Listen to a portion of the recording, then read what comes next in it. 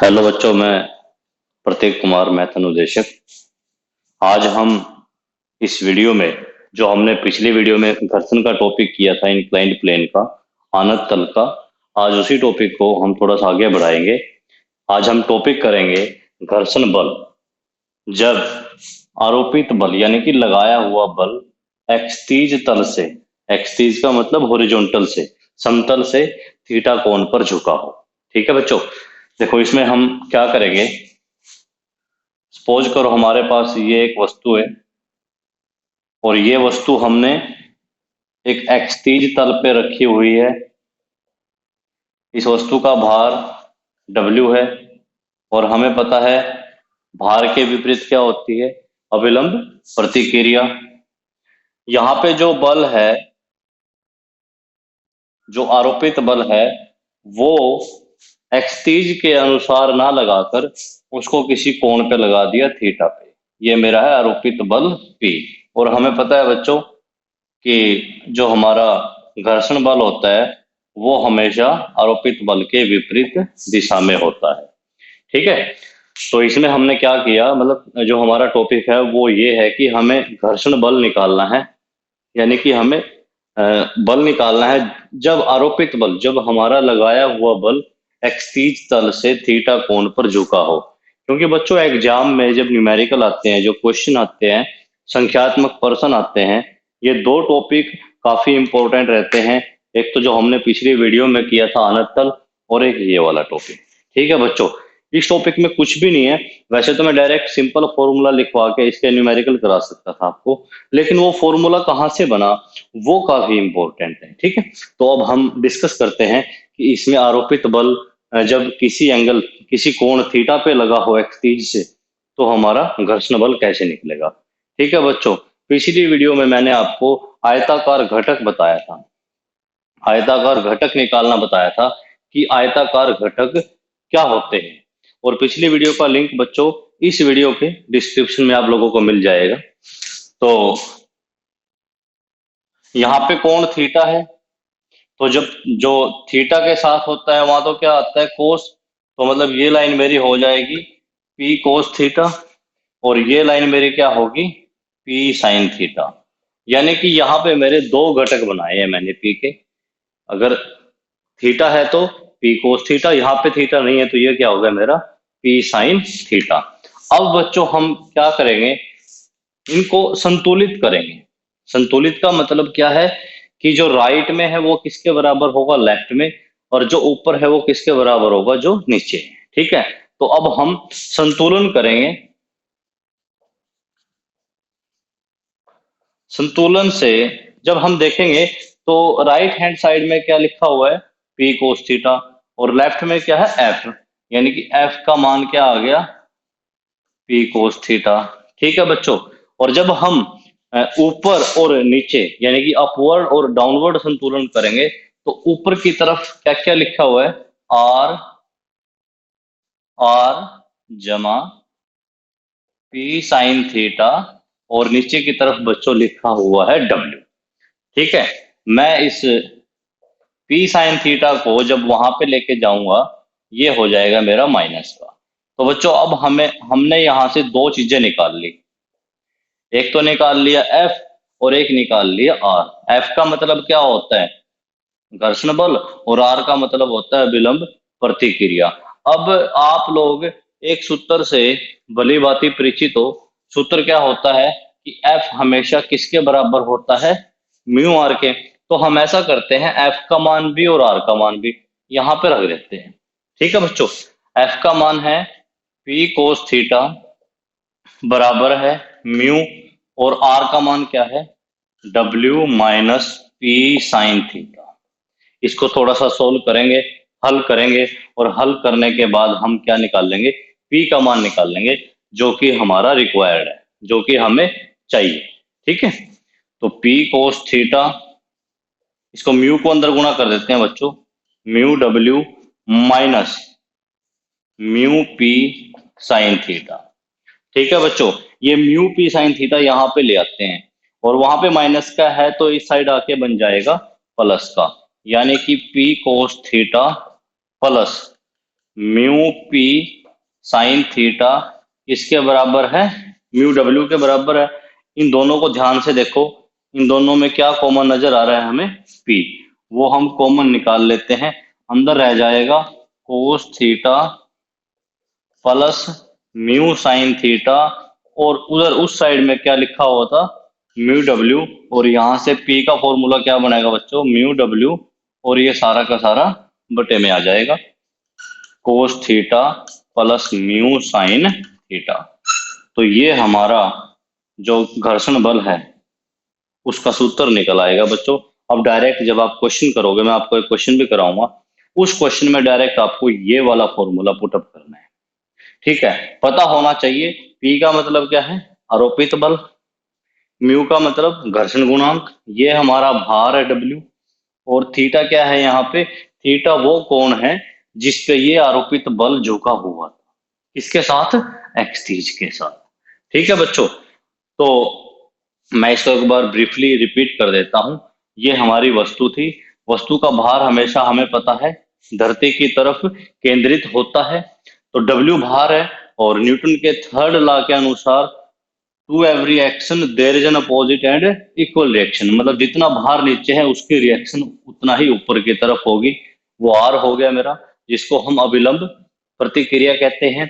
उसके बाद मैंने क्या किया, इस वस्तु पे एक बल लगाया पी, वो पी बल एक्सटीज के साथ ना लगाकर उसको मैंने थीटा डिग्री के कोण पे झुका दिया, ठीक है बच्चों। और हमें पता है कि जो आरोपित बल होता है, यानी कि जो बल लगाया जाता है, उसके विपरीत क्या होता है, उसके विपरीत होता है घर्षण बल।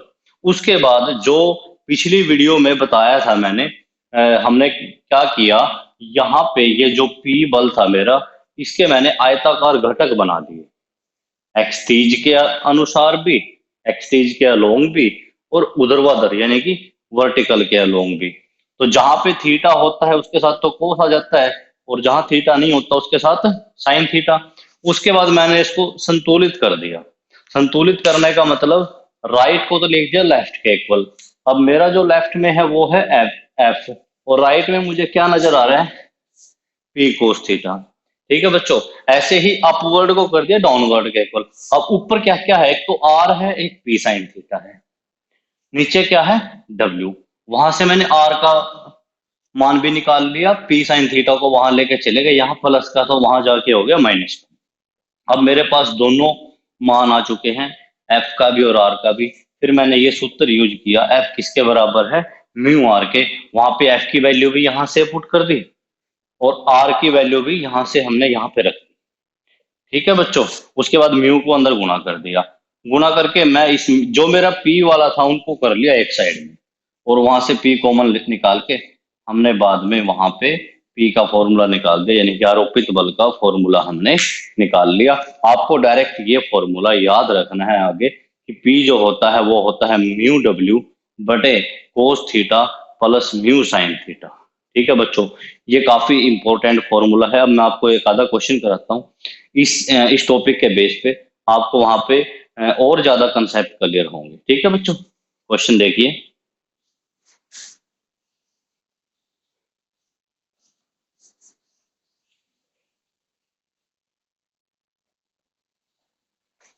क्वेश्चन है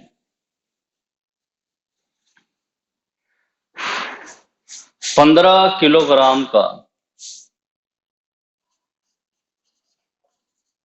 एक मेटल ब्लॉक लकड़ी के टुकड़े पर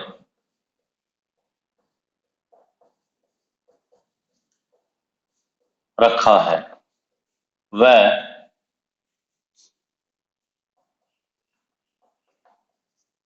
दोनों के बीच में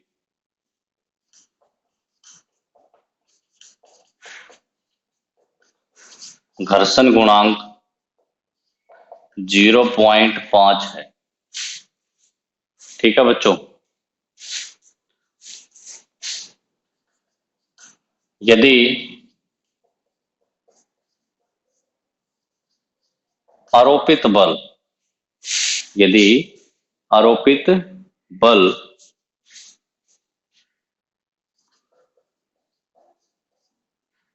एक्सतीज से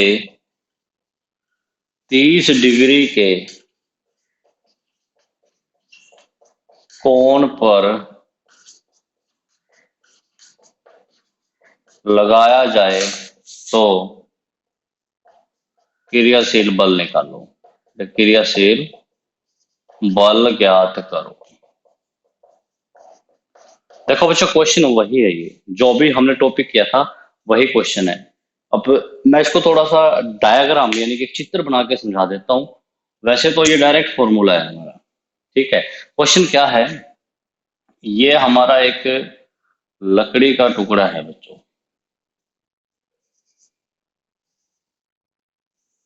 ठीक है। इस लकड़ी के टुकड़े पे हमने एक मेटल ब्लॉक रख दिया। इसको मैं एमबी से दिखा देता हूँ, मेटल ब्लॉक, ठीक है बच्चों। मेटल ब्लॉक का जो भार है वो है 15 किलोग्राम, और हमें पता है भार हमेशा पृथ्वी की तरफ ही केंद्रित होता है। हमें पता है भार के विपरीत क्या होती है, अविलंब प्रतिक्रिया होती है। इस मेटल ब्लॉक पे एक बल यानी कि आरोपित बल P लगाया हमने, और वो P बल एक्सतीज के साथ कितने डिग्री के कोण पे है, 30 डिग्री के कोण पे है, ठीक है। और हमें पता है बच्चों, आरोपित बल के विपरीत क्या होता है, घर्षण बल होता है। अब जो हमें मान दे रखे हैं पहले हम वो लिख लेते हैं। W का मान कितना दे रखा है, 15 किलोग्राम। उसके बाद घर्षण गुणांक जो है कितना दे रखा है, 0.5, और थीटा हमें कितना दे रखा है, 30 डिग्री, ठीक है। या तो जैसे हमने पीछे फॉर्मूला बनाया था घटक बना के, अगर आपके पास ये क्वेश्चन एक्सप्लेन करने के लिए आ जाता है, ऑब्जेक्टिव ना आके, तो जैसे हमने पीछे फॉर्मूला बनाया था राइट लेफ्ट करके, अपवर्ड डाउनवर्ड करके, घटक बना के, ऐसे कर सकते हो। अदरवाइज आप नहीं तो आप डायरेक्ट इस फॉर्मूले में मान रख सकते हो। तो पी का सूत्र क्या बताया था बच्चों, म्यू। म्यू का मान कितना है, 0.5। डब्ल्यू का मान है 15, ठीक है बच्चों। कोस थीटा कितना है हमारा, 30 डिग्री, प्लस म्यू का मान है 0.5, और साइन थीटा का मान कितना दे रखा है हमें, 30 डिग्री, ठीक है बच्चों। अब इसको सोल्व करते हैं।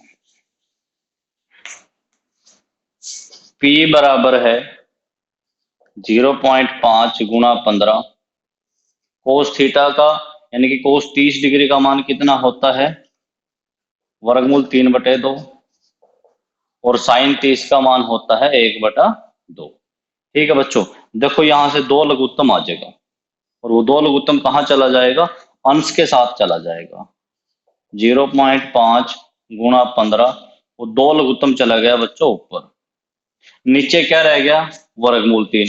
वर्गमूल 3 का मान हमें पता है कितना होता है, 1.732, ठीक है, प्लस ये कितना रह गया, 0.5। ऊपर गुणा कर लेते हैं बच्चों, 15 दूनी 30, और 30 की 5 से करेंगे 150। 150 है, लेकिन पॉइंट के बाद अंक भी देखने हैं हमें, पॉइंट के बाद हमें अंक भी देखने हैं। तो इसका मतलब 15 दूनी 30, 30 पंजे 150, 150 में यहाँ पे पॉइंट लगाना पड़ेगा, तो मतलब ये ऊपर कितना रह गया, 15।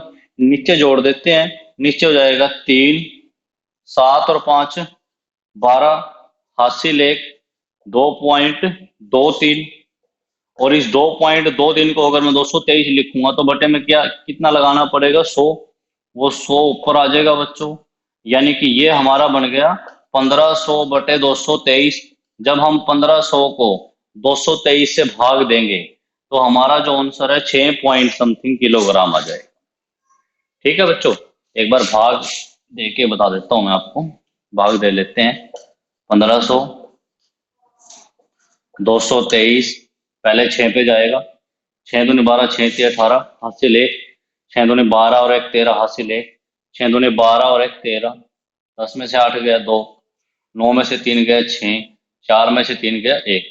पॉइंट पॉइंट लगा के हम कितनी भी जीरो उतार सकते हैं, ठीक है बच्चों। ऊपर से हमने एक जीरो उतार ली, 2 8 16, 8 पे तो जाएगा नहीं, 7 पे चला जाएगा वो, 7 या 21 हासिल 2, 7 दूनी 14 और 2 16 हासिल 1, 7 दूनी 14 और 1 15। माइनस कर देते हैं। 10 में से 1 गया 9, ठीक है बच्चों। 11 में से 6 गया 5, ठीक है। उसके बाद एक जीरो और उतार लेते हैं। अब कितने पे जाएगा ये? 2 पे चला जाएगा, ठीक है। 2 तिया 6, 2 दूनी 4, 2 दूनी 4। तो कहने का मतलब हमारा जो आंसर है, फाइनल आंसर हमारा आ जाएगा 6.72 किलोग्राम। बच्चों मैं उम्मीद करता हूँ मेरे द्वारा समझाया गया ये टॉपिक आपको अच्छे से समझ में आया है। और इस वीडियो को बार बार देखना है, ज़्यादा से ज़्यादा लाइक शेयर करना है, ताकि और भी बच्चे इसका लाभ उठा सकें। और साथ में जो हमने पिछली वीडियो की थी आरोप इंक्लाइंड प्लेन वाली, आनत तल वाली, वो इस वीडियो के डिस्क्रिप्शन में मिल जाएगी बच्चों, ठीक है। और इस चैप्टर से और इस टॉपिक से ज्यादा क्वेश्चन जो है, संबंधित क्वेश्चन आप लोगों को सोल्व करने हैं, प्रैक्टिस करने हैं। थैंक यू बच्चे।